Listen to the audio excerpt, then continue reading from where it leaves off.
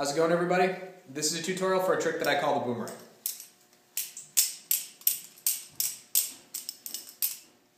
This trick is getting into a little bit more advanced territory because you have to do both Charlie Chaplin style spinning and free spinning finger rolls. So I'll try to clarify it as best I can, but if you have any questions, feel free to post them in the comment section. One thing I like about this trick is there's more to it than initially meets the eye. The three parts that we're going to discuss in detail consist of 1. Opening the knife up and getting it into this position. Part 2. Snapping it back, doing a finger roll into the open position, and then doing a double Charlie Chaplin on the middle finger, and then back up into the open position. Those three parts constitute the entirety of the trick. You're going to want to start with a safe handle facing towards you, bite handle facing away from you.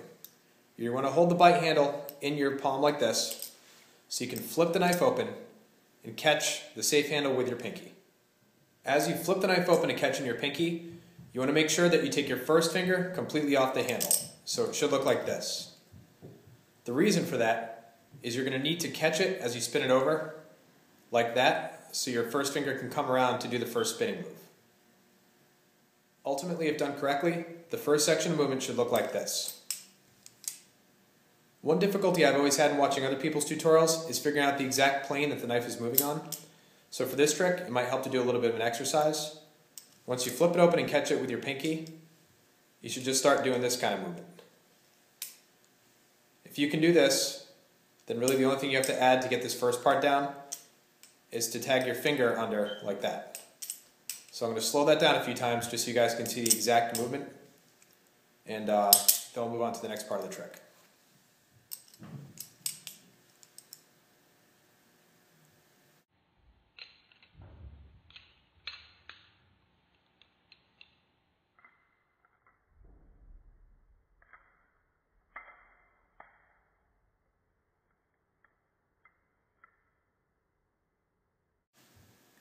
Here's where it gets a little bit difficult to explain. Once you get this first part down, you need to do more or less do the reverse movement to get the knife back open. And immediately once you get it back open, you have to do the first finger roll. So once again, part 2 of the trick, you should start with your finger in this orientation behind the back of the handle, pop the blade back open, and just do the single finger roll on your first finger. When you come to the final part of this section, you really don't want to be grasping the handle tight. You want to have it sitting nice and loose in your hand like this, because immediately you have to go to the third part of the trick. The third part of the trick consisting of kicking the knife back open and doing 2 Charlie Chaplins. Back open. Part 3, you start with your first finger on the knife like this, flip it open, immediately take it out of the way, back, and then you do your 2 Charlie Chaplins around the middle finger, land with the knife open clean, and you're good to go. Now the third act of the trick can be a little bit difficult if you're not really proficient in Charlie Chaplin style spinning. It's much more difficult to do the trick vertically like this, around the finger in this orientation, than to do it like this. For whatever reason, it's just much more easier to keep the knife on your finger like this than when you're trying to kick it over like that. At first you might just want to try practicing by exacerbating this movement with the knife in towards you. You really want to get that good, clean, centrifugal force going. Once you get it down pat, doing the movement really in an exaggerated motion, you should be able to tighten it up and do it a lot smoother and get it so it looks perfect. Just a brief digression. The difference between the finger roll and the Charlie Chaplin uses centrifugal force to keep the knife on your hand instead of just slipping off like that. The finger roll, you spin it, and that momentum from when you first kick the knife open carries throughout the entirety of the spin.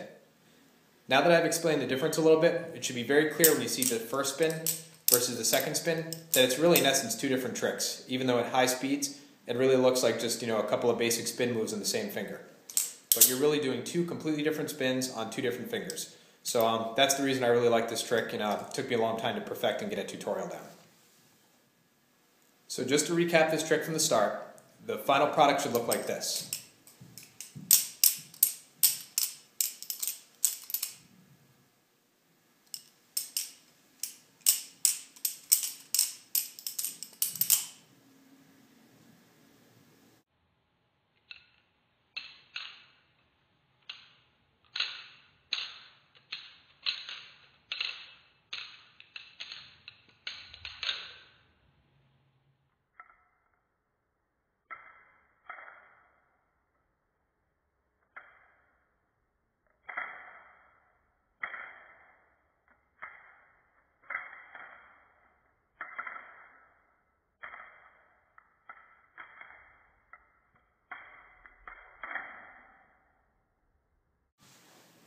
People who are more advanced Balisong users who are familiar with Charlie Chaplin and finger rolls should be able to get this trick down cold pretty shortly. Don't get discouraged if you're not at that level yet. Me personally, it took a long time for me to get down doing all the Charlie Chaplin finger roll kind of moves. It just didn't come natural to me, and it's something that I had to, spend a lot of time working at. So if you're in that same boat, just try to break this trick into the different components. Before you know it, you'll be able to put them all together and get the trick down perfect. So as always, any questions, post them in the comments section. If you want me to clarify any different parts of it and do a tutorial just on one more section in greater detail, I'll be glad to do it. Send me a message and I'll get it done. Thanks again, and I'll see you guys next time.